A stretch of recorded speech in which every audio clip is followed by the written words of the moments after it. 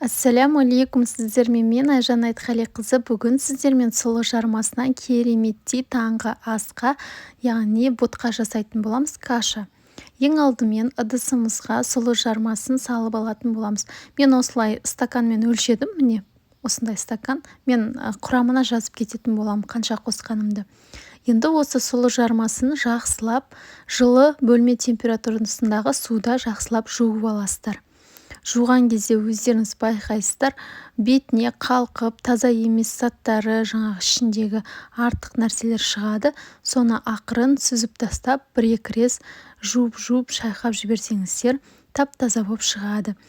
Жақсылап жуып біткеннен артық суын төгіп тастаймыз.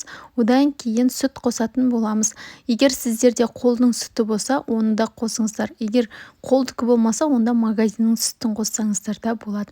Жаңағы мен өлшеген ыдысыммен толтырып екі жаңағындай кружка сүт құйдым. Жарты кружка су құйдым, таза су. Енді осыны отқа қоямын да, қазір астын араластырып отырып қайнағанын күтемін. Арасында осылай араластырып тұрыңыздар, асты жабысып қалмау үшін. Өзі қайнайтын кезде жан-жағынан міне байқайсыздар, көтеріліп шыға келеді. Егер сіздерде артық көбік өте көп шықса, оны ақырын бетінен алып тастауларыңызға болады. Егер көп болмаса, онда керек емес. Енді міне қайнады. Қайнап жатқан кезде осыған қантымызды саламыз, кішкене сары май саламыз. Таза май салсаңыздар жақсы болады. Мен қолдың сармайын қолданамын, өте дәмді шығады. Осыларды араластырып, астын басып, орташа отта қақпағын кішкене жауып қоямыз да, бұқтырып кішкене пісіретін боламыз. Қайнатамыз бір 15 минуттай, 20 минуттай. Өздеріңізге байланысты, сұлының піскеніне байланысты. Май ерігенше асты жабысып қалмау үшін осылай араластырып отырасыздар. Осыдан кейін кішкене бетіне тұз себе саламыз.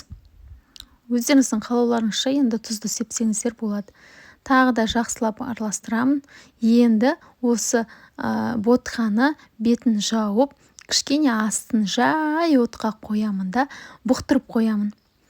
Осымен біздің міне ботқамыз дайын болды. Қараңыздаршы, жабыспаған. Ешқандай бір қатты қоюда емес, қатты сұйықта емес, орташа болып шығады. Осылай жасап көріңіздер. Сіздермен бірге болған Айжан Айтқалиқызы. Егер сіздерге менің рецепттерім ұнап жатса, менің каналыма міндетті түрде тіркеліп, лайк басып, өздеріңіздің пікірлеріңізді, ойларыңызды жаза кетсеңіздер болады. Енді осы ботқамызды ыдысымызға салып, үй жағдайында, егер үйлеріңізде жаңағыдай жеміс-жидектер болатын болса, алма болатын болса, кез келген нәрсемен әрлеп, сәндеп ұсынсаңыздар, жақындарыңызға кішкене керемет көңіл күй сыйлап, таңғы асты ерекше қылып ұсынсаңыздар, керемет болады. Сондықтан мен сіздерге кеңес етемін, міндетті түрде әрлеп, сәндеп, әдемі қылып беруге тырысыңыздар. Сонда аста сіңімді болады, көңіл күйді де жақсы көтереді. Енді мен өзіміздің бақшамыздағы құлпынай өсіпті, соны осылай бетіне әдемілеп бір шетіне қойып шықтым. Осымен біздің таңғы ботқамыз сұлы жармасынан дайын болды. Ас болсын.